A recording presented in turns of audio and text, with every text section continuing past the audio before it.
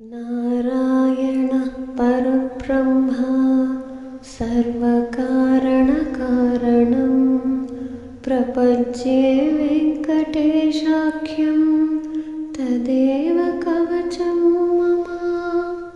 सहस्रशीर्षा पुरुषो वेङ्कटेशः शिरोवतु प्राणेशः प्राणनिलयः प्राणं रक्षतु मे हरिः।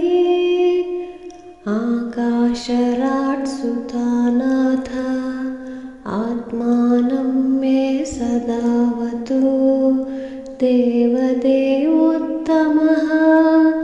पायाद्देहं मे वेङ्कटेश्वरः। सर्वत्र सर्वकार्येषु मङ्गां वाजानिरीश्वरः पालयेन्मामकं कर्म साफल्यं नः प्रयच्छतु।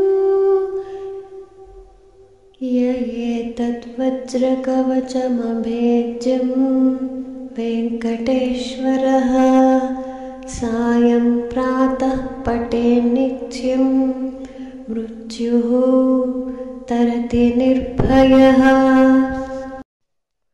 इति मार्कण्डेयकृत श्री वेङ्कटेश्वर वज्रकवचस्तोत्रम्।